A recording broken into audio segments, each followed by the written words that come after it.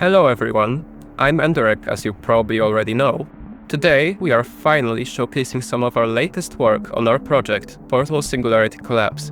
We've been very busy behind the scenes developing this game, and I know that you are very curious as to what we will be presenting today.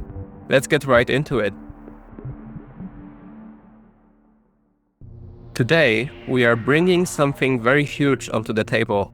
We are here to announce that because of us using Strata Source and Strata's great efforts to improve the engine, we are now using a new lighting model called Clustered Lighting. What does this mean for us, you might ask? Well, Clustered brings new additions to the lighting model, such as fully dynamic lights, proper physically based rendering of materials, and much more. Source's original lighting model is based on light maps.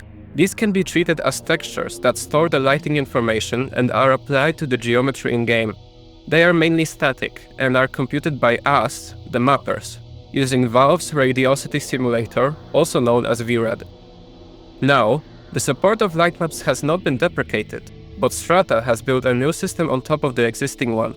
This one allows us to have much greater flexibility when it comes to the lighting of the world, such as lights that move, cast specular highlights, dim, brighten, and so on. Source did have a way of making dynamic lighting, such as projected textures or the light dynamic entities. However, these were either very expensive to render, or were just not so great looking. Due to the new lighting model, we now have even more reason and motivation to remake the most used assets to use physically based rendering.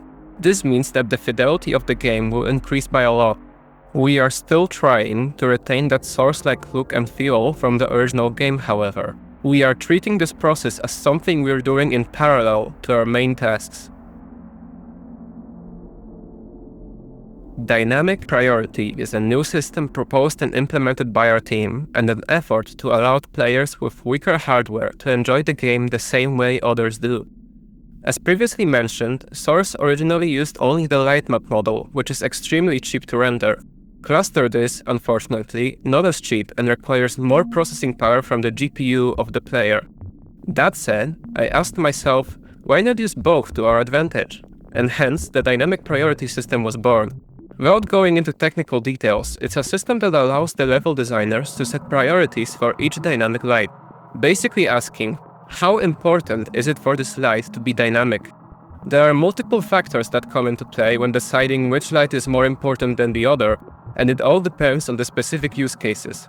From the player's perspective, they are able to select their preferred setting in the settings menu, either low, medium, or high. Whether they prefer lower fidelity and smoother gameplay or higher fidelity but slower frame rates, they can now choose it by themselves. So far in our tests, we have seen that this system proved itself useful, as in some maps between each mode there is about 40 FPS of difference. However, please note that for us this is not an excuse of badly optimized levels. As much as we can optimize our maps, we are aiming for at least 60 FPS on the high setting for average hardware.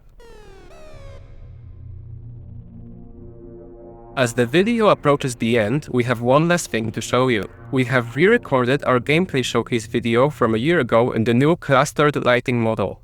It's available on our channel and also linked in this video's description. Enjoy!